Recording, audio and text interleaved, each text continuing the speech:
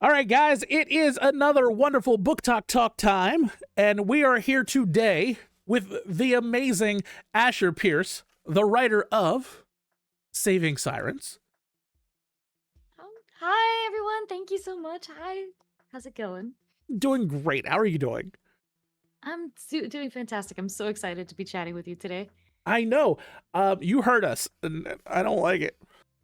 Listen, I'm sorry. I'm sorry. Hold on. I promise. I promise. I'm sorry. This was an amazing book. So this is a novella. There is a prequel to this series dealing with Stanley Wells, our main character. But this was a lot of fun. This was an interesting story about how you brought this to publish, and I think our readers would be interested to know how this book came about, because you've told me about how the book came about, and I think it's fascinating. And Thank you. let us know how this came about. Yeah, absolutely. Thank you. So awkward thing. I should say, well, actually, I should say my favorite thing about this is that it was written, edited, and published all in 10 days. Because I thought I was signing up for a writing contest and I didn't read the fine print. Listen, listen. It was my favorite. It's the best mistake I've honestly ever made. So way back when, I don't think they're doing this anymore, but Amazon was doing a contest for, I think it was called Kindle Villa. And Yeah, I think the Villa did shut down. yeah, unfortunately it Or did. Vellum. I But think it was Kindle Vellum. Vellum I, Villa. Yeah, it's something along those lines. Kindle V something. something. It was very close, if not, if it's somewhere around there. But yeah, it was actually funny enough. Like this is just how perfectly everything kind of lined up. It was the last year that they were doing this contest, and I was just scrolling through social media and I see, oh, writing contest, writing contest. This should be fun. And I took it on as kind of, I'm just gonna take this story that I've had in like the back burner, and I'm gonna kind of flesh it out and just throw my hat in the ring. Didn't think anything much about it in the sense of like, you know, I was like, let's just try it. Take it as a personal challenge. And in doing that, I didn't read when the final due date was, because I was kind of, I don't know if you've ever done this where you've kind of overthink something and you end up kind of stopping yourself What, from as trying. writers, overthinking something? How dare Like, you make such a right? crazy accusation like that? I'm sorry. That's exactly. So I was like, I'm not even gonna give myself a chance to like overthink and talk myself out of it. I'm gonna sign up for it and do it. And in doing that, I didn't realize that the contest ended in 10 days. There was a requirement of 10,000 words and 10 chapters. So after I already signed up for it, I was like, well, here we go. And honestly, it spiraled.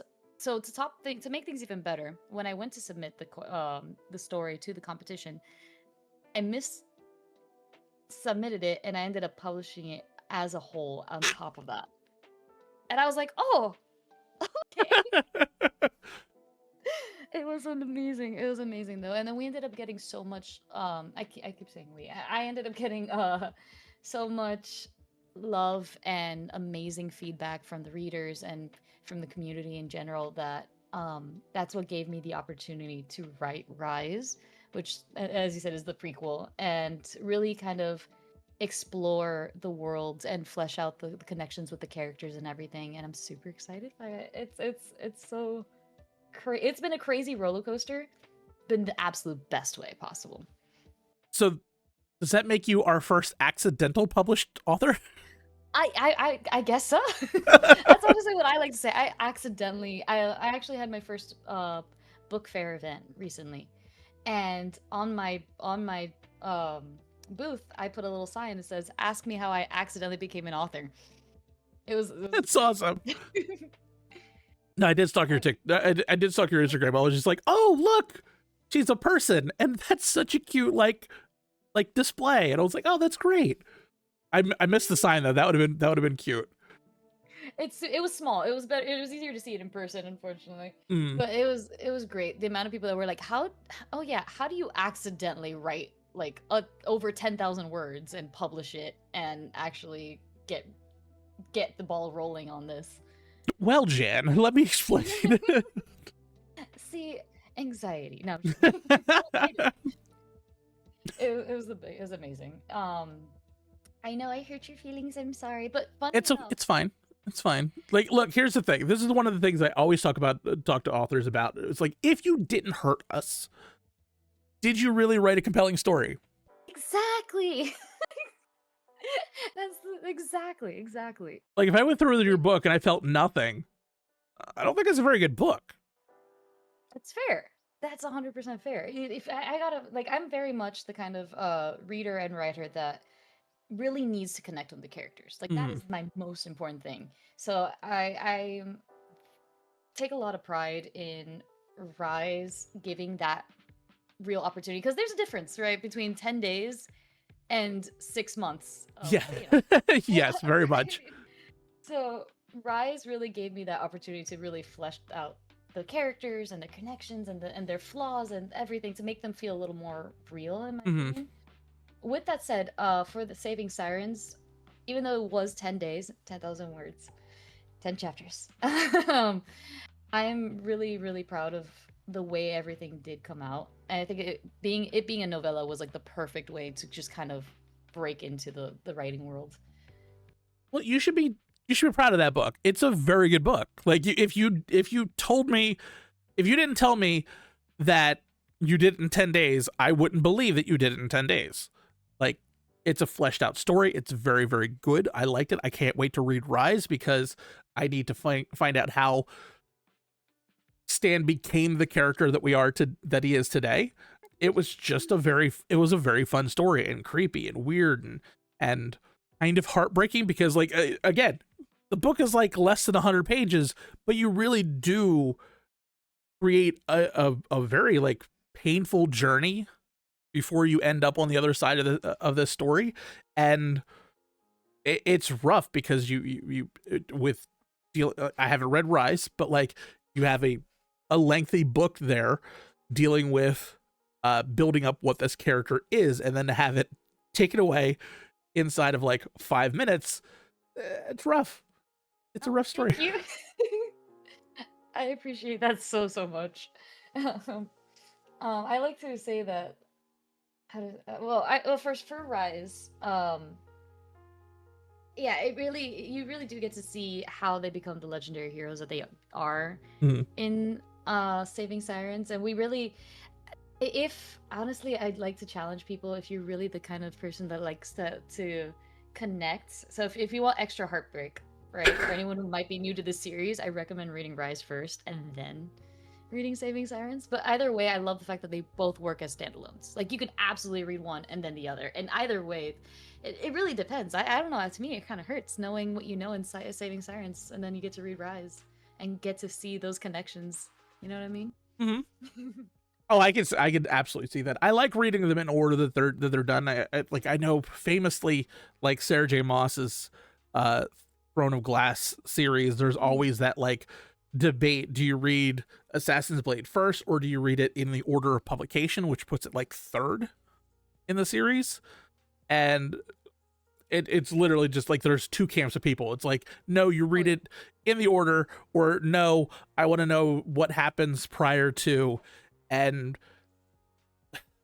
personally, I'm one of the people, like, I read in order of publication, even if one of those publications in the future is a prequel.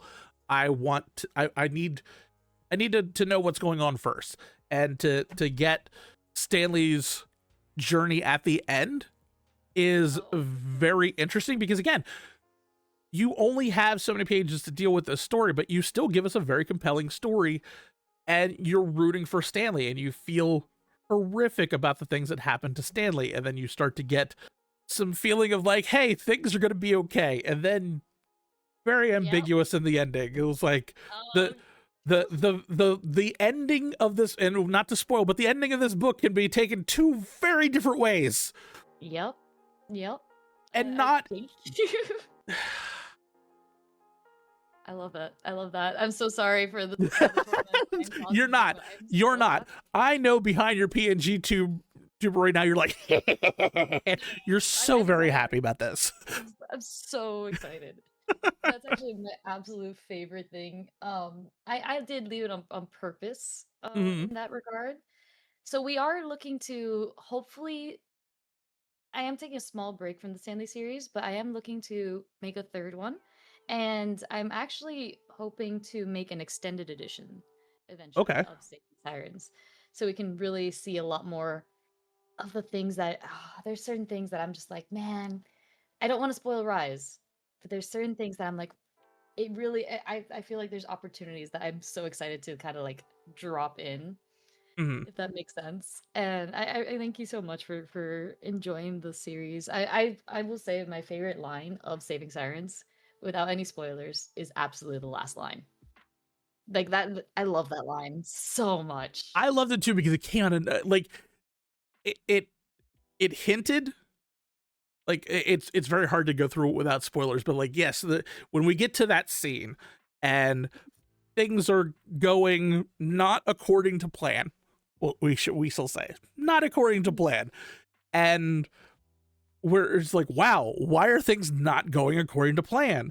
And then you get to the very end and you're like, that's why things are not going according to plan. Is that a good thing or a bad thing? That's That the can question. that can go very much either way. And I would love to figure out what happens next. So like, are we done with Stanley? I know you said you're taking a break from Stanley and you want to work on something else, and but when you do Mm. come back, are we picking up after Saving, or are we picking up in between Rise Oh, and Saving? actually, Rise ends right where Saving starts. Oh, okay. So like quite literally, it sets it up.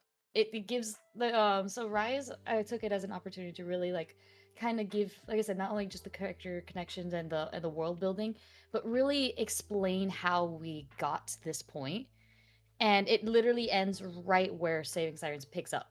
So I love the fact that they do work as standalones, but they also just work in a way that kind of explains everything. So does that make I don't know if I'm It does very much make sense because yeah, this Saving Sirens, do I want more? Absolutely, but if I get nothing else, I'm content with how it ended.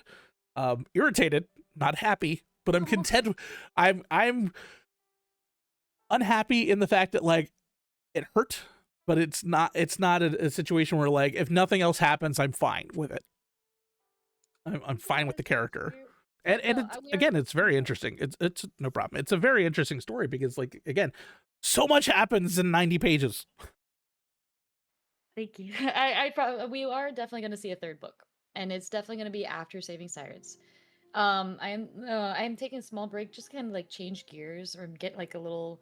Then so the next book the next series I'm working on is actually a psychological thriller. Oh, okay. It's very much more on the spooky side, and I'm so excited. I'm so excited for that one as well. But we are definitely going to see more of of Stanley, the Stanley Wells Chronicles. I would say that's for sure, especially when I'm when you read Rise. I think you'll see why we're definitely going to see some more Stanley. Okay. I will be picking that up very, very shortly. It's a good read. Oh, actually, I kind of want to send it to you if you don't mind, but I'll I talk about mean, that later. that's fine. That's okay.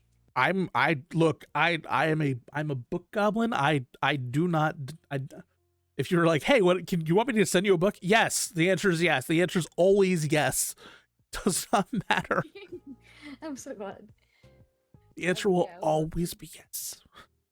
I would love to send you. I'm actually working on my first ever sprayed edges Ooh. creation, and I would love to send that to you. Just Yes, I will not turn down special edition books. I am a book hoarder, and like so we've had another author on here before. Her name is Alyssa Valaire, amazing debut author also, and her book did get traditionally published, and ended up in like a Fair Loot series, and then it was a UK series, and I was like, I have all of the covers. I was like, do I need 3 of one book? I technically 4 because the paperback is coming out. Do I need 4 copies of one book? No. Do I have 4 copies of one book? Yes. I mean, I think need is kind of I think it's kind of a need. Are you kidding? That's incredible. That's There, absolutely incredible. there's a girl on TikTok that has like 42 different copies of Fourth Wing. Does she need 42 different copies of Fourth Wing? No. Does she want it? Sure. Exactly. I think we all do need 100 copies of the same book. Listen, they come out with these fantastic. Actually, and I don't know if I'm gonna be bringing this to my online shop, but I did come out with a exclusive edition for the book fair variation, where the last page of Saving Sirens was actually handcrafted and sealed in an envelope. Um, and that was that way when you got to that last page, since like I said earlier, I believe that the last sentence kind of changes the entire story, right? Mhm. It's such a it's such a powerful moment that I ended up having a printed copy where I took out the last page, handmade it, and I did it to be kind of almost like A weathered terrible with human being. yeah, and sealed inside the book. So I thought that was a really cool like collector's edition. Listen, you need That's all these amazing. editions. Thank you. It was a lot of fun. That It was genuinely I so. need that. Don't worry about it. I got you. So tell us a little bit about your writing style. Like what do you what kind of like puts you in the mood to write? Like where what is your headspace in dealing with writing? Because again, you're dealing with uh Saving Sirens, which is pirate fantasy, and then you're moving into psychological thrillers. So like those are very, very different styles of books. Yeah. Let us know your process. Oh, thank you. That's actually a fantastic question. So I'm very much a music-driven writer. So for Saving Sirens, I kid you not, I have a playlist, and for the Stanley Wells Chronicle in general, that's just dedicated to medieval sea shanties, like that kind of very adventurous vibe. Um, and so that's how I kind of to get into the headspace of my characters, and especially if for certain scenes, if it's very character heavy, I have like specific songs that are dedicated to certain characters. I will listen to them on loop, and that's what kind of helps me get into that headspace. That does make sense. I have some playlists in my head right now when I'm writing certain things. Like I'm writing like the destruction of a place, and it's very much like metal. Like Ice Nine Kills, just like murdery Yes, things. And I'm like, okay, it's yeah, that makes sense. good. It's like you gotta put. So I'm personally for my writing style and just for books in general, for me, I like to make it as cinematic as possible. So I need to have the ultimate, background music for it as I'm doing the scene. If not, it's like a movie. It makes sense. How much Pirates of the Caribbean is in there? Uh, Probably a lot more. Probably the entire movie soundtrack. Do you do a Uh, Captain Jack walk? I do not. I tried learning it. So funny enough, I actually used to cosplay as well, way back in the day. So I did learn how to do it. Mhm. Do I do it successfully? No. There's a guy I know who cosplays like specifically just like Johnny Depp. Like so he just cosplays all of Johnny Depp's characters. He is a very like if you blink and you miss it kind of thing. Like if you look at him, you're like, oh, is Johnny Depp like at the Comic-Con right now? Is he just dressed as like Captain Jack? He's got the mannerisms down. He does the walk, everything, the voices. He does like all the tattoos on his hand. Like if you looked at him from afar, you're like, I think Johnny Depp's here. That's incredible. Yeah, he was So fun. amazing, and that man does not break character at all, Oh my gosh, like that's incredible. at all. And it was just fun, like watching him walk around a con and just like interact with people. So like I just have to assume that the Pirates of the Caribbean theme is just like stuck in his head like all day long. Every day. You know it. When he's out of cosplay, he's like, no, I cannot listen to even a remote pirate song right now.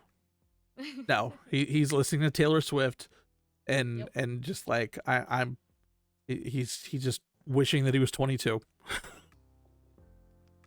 100%. I know that happened to me for sure when I was writing Saving Sirens and Rise. I was listening to so many sea shanties and so many like fantasy music that to the point where I'm like on my day off, I would be like, nope, nope, no, give me rock, give me pop, give me anything else. Mhm. I am one of those people that doesn't mind like flipping through music. Like I have like a general like my friend yells at me about my playlist because like I have like 2 playlists like total. Like it's like, why do you have so much type of music in one? I was like, cause that's my brain. My brain That's amazing. my brain just goes with one. I have a vibe out to me track, which is like 19 hours long at this point, and then I have a summer playlist. And that's That's pretty much amazing. it. Oh Just no, I'm how a Virgo. So I have everything in like, okay, I have this playlist for mood, for this one for this. Like I have like over 20 playlists. yeah, I have a Christmas playlist, but that's only just because like it's Christmas playlist. Like you can't. I would like to listen to Christmas music all day long, but people will look at you and have you committed because it's like Facts. it's May.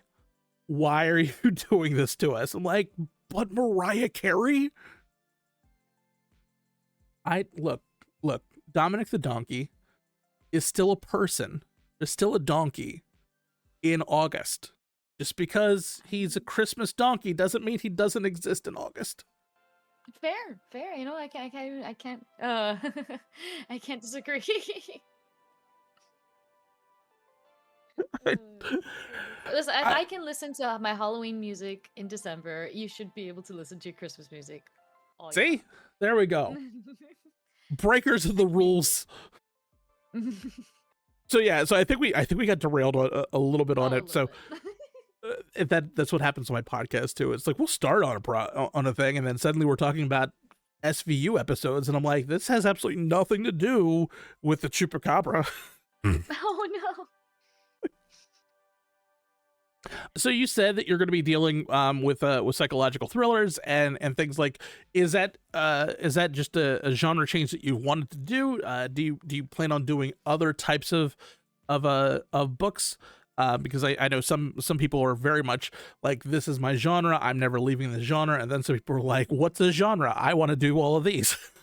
That I mean that's fair. I kind of I I kind of call myself just a fantasy author. Because I do kind of struggle with that in the sense of like I will write different genres, but everything will remain fiction and there's always going to be some sort of magical element to it without a doubt. So that's why I kind of like maybe. So for example, like I know the psychological thriller. I should say I should say it's a paranormal thriller, Okay. not psychological. But there's gonna be some psychological elements in it, but paranormal thriller is more of an accurate fitting Hmm. um genre and fit title. But yeah, I think I'm definitely gonna be doing. So I have a lot of story ideas. I've even though I officially started publishing 2 years ago, I'm gonna be honest. I've been writing quite my entire life, and I know every author says that. But I mean the in the sense of since middle school, I have started writing stories of all sorts. So I kind of am very much a in the whatever my are at that moment. So I have stories that fall more romance. I have some already that fall more mystical. Some that fall like the paranormal thriller. I've had that story for about realistically I didn't start writing it until the last year, but I've had the characters, I've had the concepts, I've had that for about 6 years. Nice. One of these days we're going to come across an author who's just like, hey man, what's your process? I just started writing like 10 days ago. I'm like, Oh my gosh. really? Nothing at all? Nope. Never touched a pen before in my life. It's like, I don't think it's ever going to happen, but I'd be fascinated if somebody did. That'd be incredible. Which is like, yeah, you know what? One day I just thought I was going to be an author, and then 1 year later I have 6 books out. I'm like, There you go. you're a weird person, but it's okay. Yeah, I am all over the place. I have a horror anthology. I have fantasy. I have romantasy. I have a paranormal romance, and I have a shifter romance in my head. Then I have a just a flat out fantasy coming out. Like I have so much stuff. Like anybody who writes for any length of time has like 18 work in progresses in various stages of like finish. No, for sure. That's why I kind of like, so I've officially, my website and my brand is Asher Pierce Fictions, right? Mhm. And I've had people ask me like, why fictions? Why not like fantasy, or why not? Because I'm gonna be honest, I don't know where my next book will take me. I kind of just follow the inspiration into whatever story needs to be shared. You just know it's going to be not nonfiction. Oh, for sure, 100%. That's all. So Ask me to write a Mhm. fictions covers everything, and then we're fine. Exactly. So it's saving all my play safe bets all around. Hmm. That's why mine is Paul writes something, I love that. because it's gonna be something. I just know it's not gonna be nonfiction. That's all. There you go. You mean something fiction? Yeah, it's going to be not nonfiction. Not there you go. Yeah, same. Yeah, that's all. That's all it is. Same. It's going to be something, but Mhm. it's not going to be like actual history. That's all. I'm dreading, but I'm so excited for another project that I'm working on the back burner, featuring the little ghost actually to my left. Okay. Um, so that is going to be a character that is also, he's my mascot for both my streaming and just my all my creative projects in general. And I have his story in the works. His name is Hollows. However, I know when I finally get to editing and publishing this story, I am going to make an editor cry. And marketing is going to be the absolute worst because I have no genre, no one genre that will fit the story.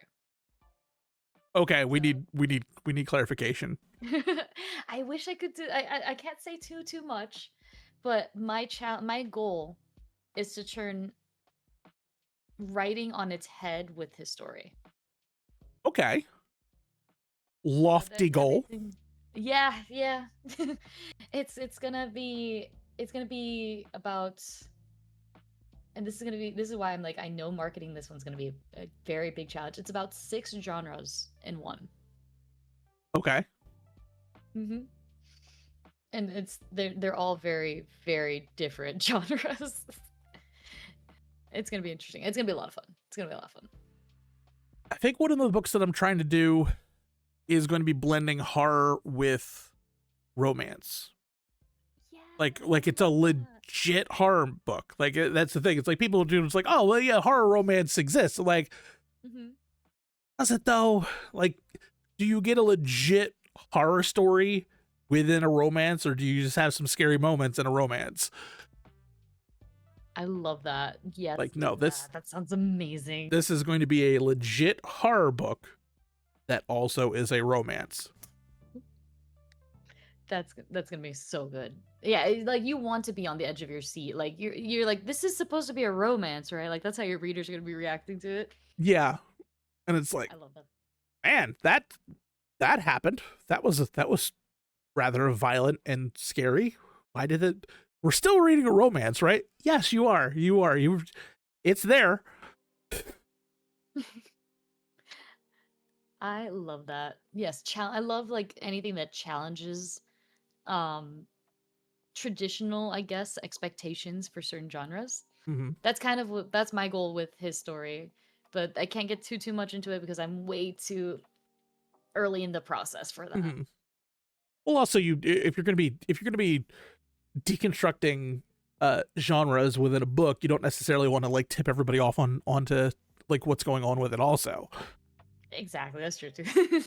where are you planning to go from here? Like what does 2026 hold for you? What does the future in general past that look for you? What do you really want to accomplish this year? Not necessarily like I need X number of books. Like what do you want to try to get done as an author within the space, as opposed to like, yes, I need like 300 pages written this year kind of thing. Okay. I got you. That's actually a really, really great question. So I guess my goal is I'm definitely going to be focusing a lot more on the paranormal thriller I'm working on, but that is because, like, I've mentioned it briefly that this book, I guess I could say, I'll announce the title. The title is going to be called Seven, and Seven is going to be so near and dear to my heart because it is not only is it going to be I want to say fun read, but it is going to be something that sorry, I'm choosing my words carefully. uh, it's something that I hope will reach out to a lot of people, and in the sense of it's a very emotionally heavy um book that talks about and hopefully will bring awareness to mental health issues, as well as kind of I hope to reach people who are in need of comfort for that. So I am a writer that takes a lot of pride in having representation of all types, and I want to help raise awareness. So that's my overall writing goal and writing journey. I know right now, Saving Sirens and Rise, we don't get to see a lot of that shine just yet because those were kind of my experimental, like Hmm. dipping my foot in the water, kind of learning how the writing process goes, and I love them to pieces. I'm so proud of everything that's come out of this. But I'm hoping my writing journey will help bring some kind of, I want to bring comfort and a little bit of positivity back to the world. So for 2026, I'm We could use hoping. that. Yeah, right. I think we all can, right? um, so 2026, I really want to finish Seven. Seven is genuinely just so important for me at the moment. I want to do some more events. I would love to meet more people and meet more readers, I should say. Um but at the moment it is kind of a struggle. So as an indie author, and I'm sure you've felt this too, it's a lot harder to get our names out there and to get our work seen. So Yeah. that's kind of my goal. Yeah, that's my goal, to try to put out as much as I can, as much positivity as I can. Hmm. It is very tough to get in. Like everybody talks about the book cons and things like that. I don't think people realize how quickly book cons fill up. Oh yeah. Um, like they're booking for 2028 right now. That's Like, insane. yeah, like I know book cons are already starting to be like, well, we're looking about 2028. I'm like, you understand? It's like it's July, it's January 10th, right? Like we Yep. just started 2026. I'm like, well, yeah, but we're already booked. I'm like, it becomes very very difficult for indie authors to be able to get into these spaces. So Mhm. you unfortunately it does become an issue, and then you start running into um people creating book cons that have no business creating book cons. And I don't know if you know any of the scandals and the like horror stories of a couple book cons that happened last year that were just nightmares to deal with, is Oh from an no. author standpoint. Oh man. Look up A Million Lives on TikTok. That's all you need. That was so bad it hit the news. Like Wow. like that's how bad of an event that was, that the news was just like, "Hey, we should cover this story because it's that bad."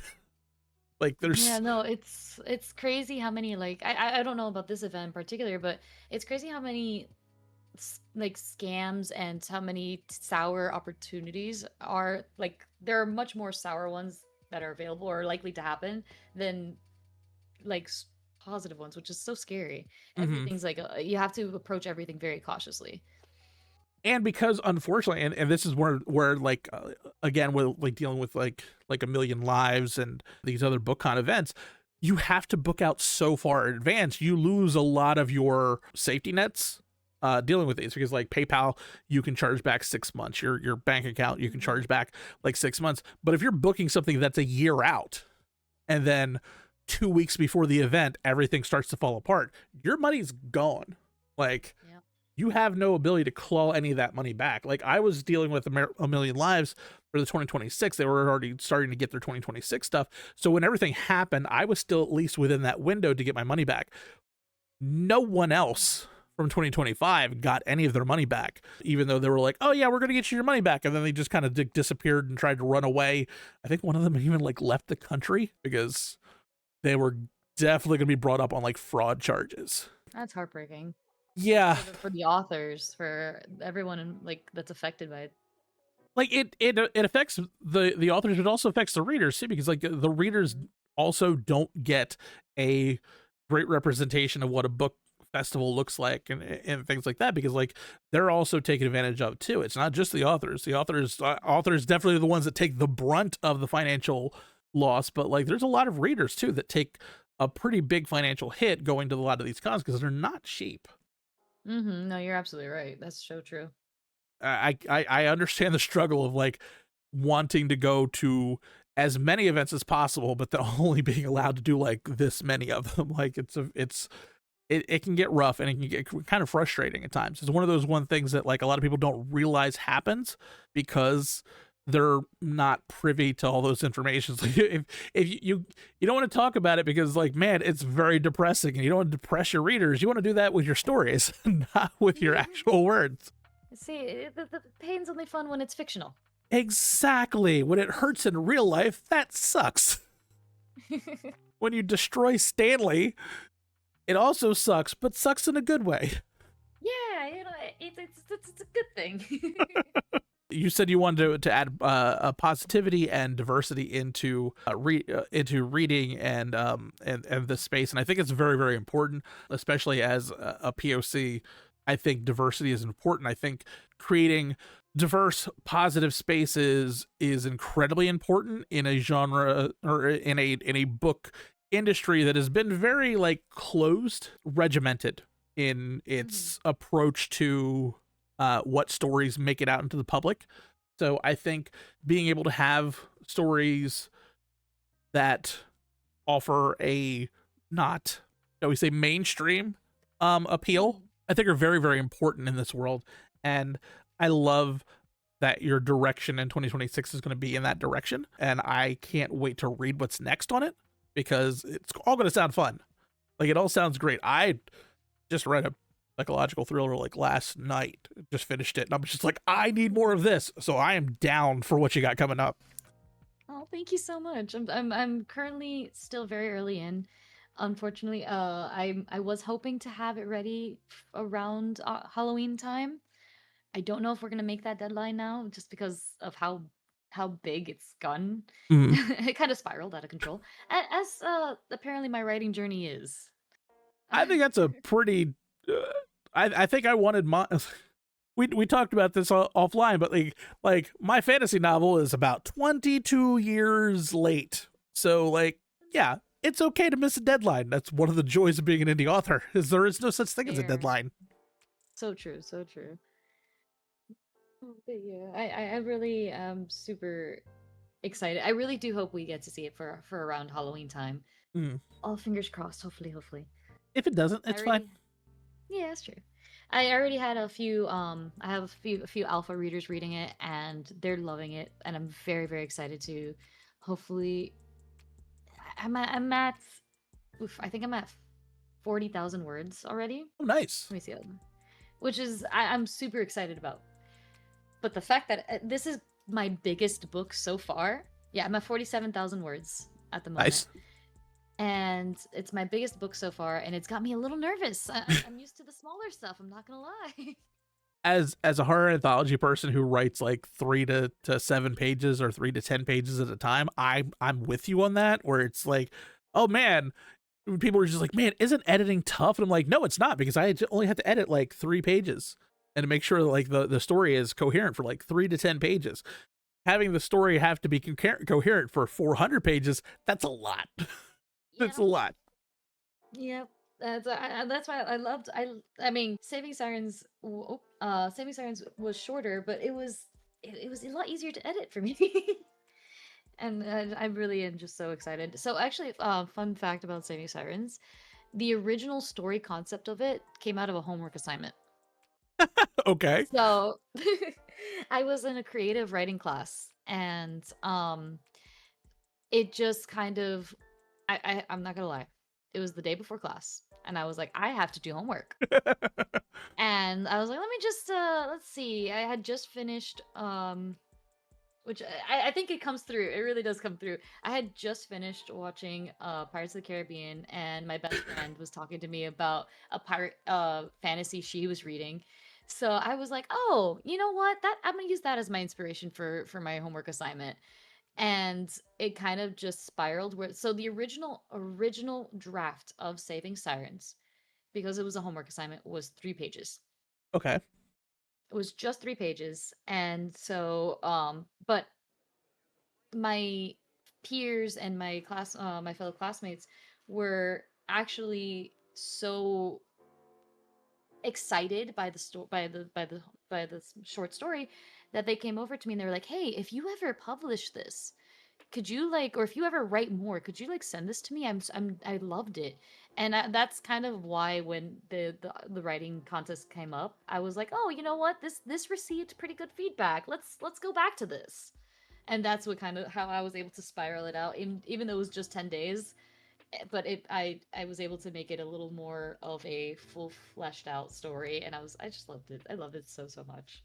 I did too. I really enjoyed it because yeah, it very much feels like fleshed out. You got a complete story. Like you got a complete story and it hurt. Oh, thank you. Again, let's reiterate, it hurt. Why'd you make it hurt? But it's to be able to create something in such a very short period of time and still make it emotionally painful or give yourself a point where like you have become attached to the characters, that is a very important thing that you can do that some people don't do with 400 pages. So for you to be able to do that with 90 is phenomenal. Oh, thank you so much. I appreciate that so much. That you can't see, but I have the biggest grin on my face at the moment. I think I just read like a 500-page book and I was just like, yeah, I'm good. I just didn't connect with anything in that book, and I was just like, yeah, whatever. We're fine with it. It's a shame too because it's like it's a massive like book talk like book, and it was just like everybody loves this book, and it's just a shame too because like I love the author's content. Like the content that she creates is actually hilarious and fun. And then I read the book and I'm like, I really wanted to love this book, but I just didn't. So I'm glad I didn't buy the rest of the series. Oh no, it Yeah. happens, unfortunately. Like, here's a hot take.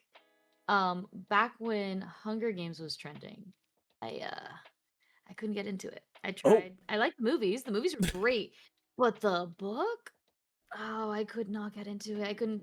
So unfortunately, it is kind of like at the end of the day, it is like depending on every reader, right? it is. But for me, if it really is about connecting with the characters, and I like to be as visual as possible. I like to be able to close my eyes and like be able to see what is going on, if that makes sense. So that's Hmm. how I very much prioritize my writing.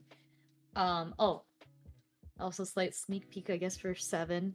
I'm very much and I guess we do see a little bit of it in Saving Sirens.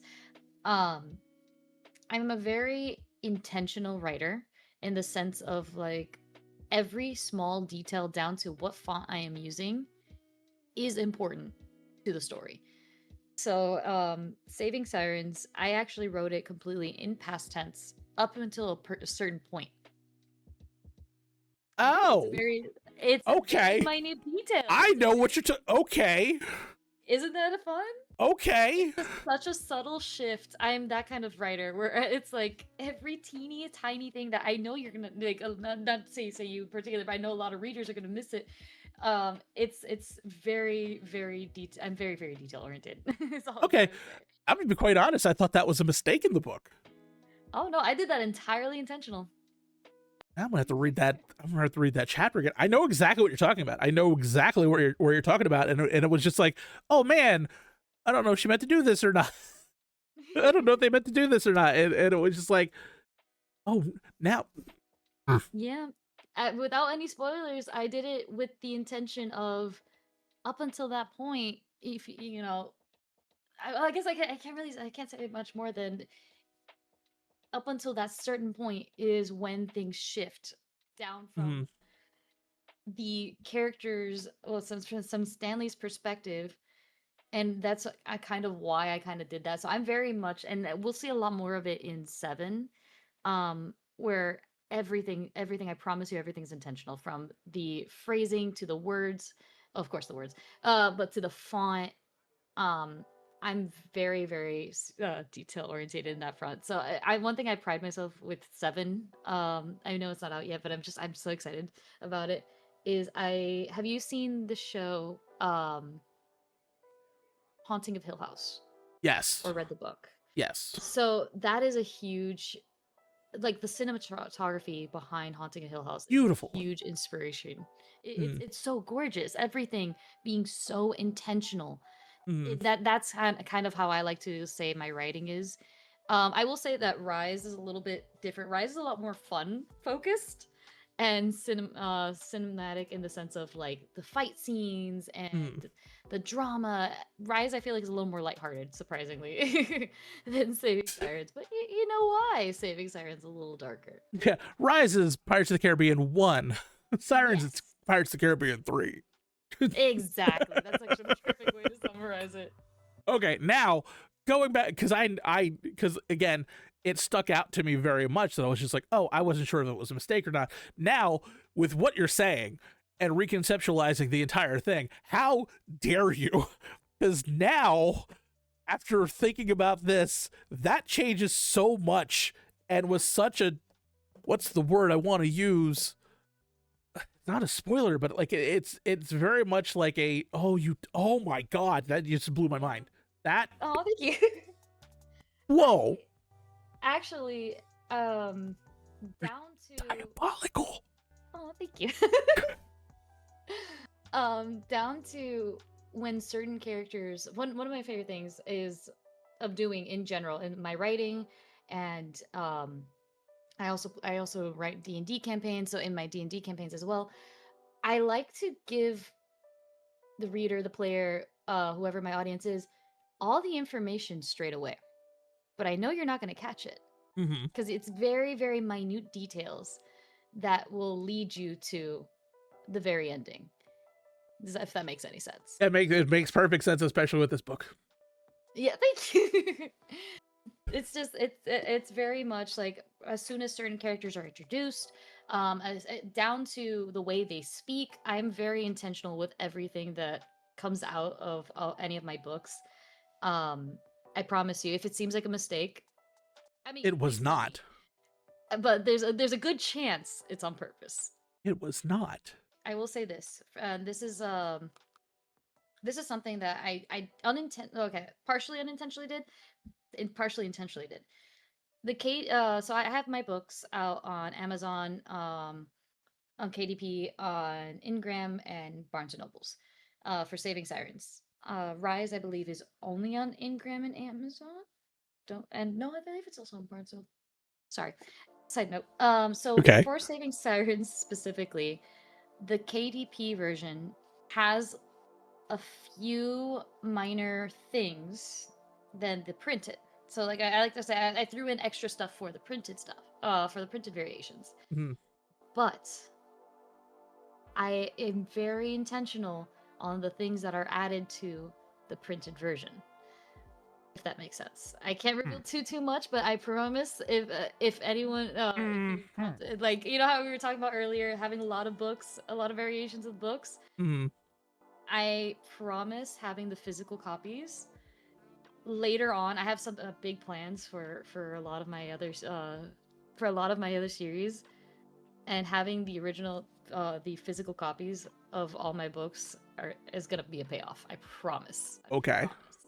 Promise. Okay. Mm-hmm. I don't if know. that makes any sense. I don't know No, if it that makes any sense. It. Okay. I understand. You're going Clue on us. Yes, 100%. I think that's Okay. mostly my writing style, is very much, I'm giving you the hints. The question is, will you find them?